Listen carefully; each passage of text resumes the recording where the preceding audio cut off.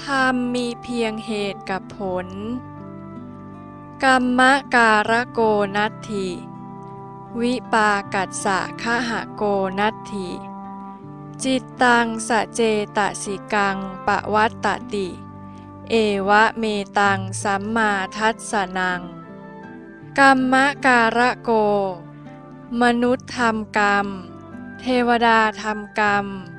หรือพรหมทำกรรมนัตถิไม่มีวิปากัสสะคหโกมนุษย์ผู้รับผลเทวดาผู้รับผลหรือพรหมผู้รับผลนัตถิไม่มีจิตตังสเจตสิกัง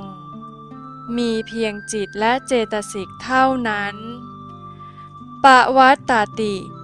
เป็นไปอยู่อย่างนี้เอตมิทังการรู้เห็นอย่างนี้สัมมาทัสสนังเป็นความรู้เห็นอันถูกต้องในเรื่องการทำกรรมนั้นจะว่าเทวดาทำหรือมนุษย์ทำไม่มีแต่มีจิตกับเจตสิกเท่านั้นเป็นผู้ทำกรรมกับเหตุเป็นอันเดียวกันการที่ว่ามนุษย์หรือเทวดาตนนั้นตนนี้รับผลกรรมไม่มีเพียงใจวิบากและเจตสิกเท่านั้นรับไปผลกับวิบากเป็นสิ่งเดียวกันกรรมเหตุและกรรมผลนี้จะผลัดเปลี่ยนกันไปมาอย่างต่อเนื่องเป็นสภาวธรรมเทวดาหรือมนุษย์ผู้มีความเห็นอย่างนี้เรียกว่าผู้มีความเห็นถูกต้อง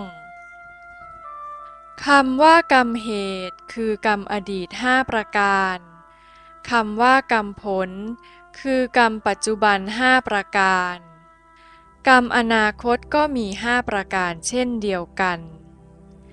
สภาวธรรมดังกล่าวมานี้จะเห็นได้ว่า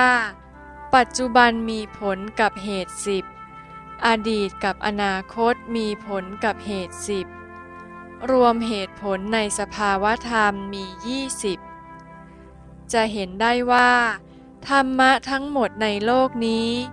มีเพียงเหตุกับผลเท่านั้นอดีตกรรมเหตุที่ผ่านมานั้นประกอบด้วยอวิชชาสังขารตัณหาอุปาทานและกรรมภพเนื่องจากอดีตกรรมเหล่านี้เป็นเหตุจึงทำให้เกิดปัจจุบันผลหรือวิบากปัจจุบันผลก็คือวิญญาณนามรูปสลายตนะผัสสะและเวทนาหากว่าเวทนาเกิดขึ้นแล้วก็เริ่มเกิดปัจจุบันเหตุอีกทอดคือเริ่มต้นด้วยตัณหาอุปาทานกรรมภพอวิชชาและสังขารปัจจุบันเหตุนี้เกิดขึ้นพร้อมกันอย่างต่อเนื่องหากว่ากรรมเหตุในปัจจุบันหมุนแล้วกรรมผลในอนาคตก็เกิดขึ้นดำเนินต่อไปอย่างไม่มีที่สิ้นสุดอดีตกรรมผลที่เกิดขึ้นก่อนหน้านั้นคือวิญญาณนามรูปสลายตนะผัสสะและเวทนาอดีตเหตุปัจจุบันผลปัจจุบันเหตุและอนาคตผลเหตุกับผลทั้ง4ประการนี้ทำหน้าที่ผลัดเปลี่ยนกันเกิดขึ้นเป็นทอดๆดำเนินไปอยู่อย่างนี้อย่างต่อเนื่อง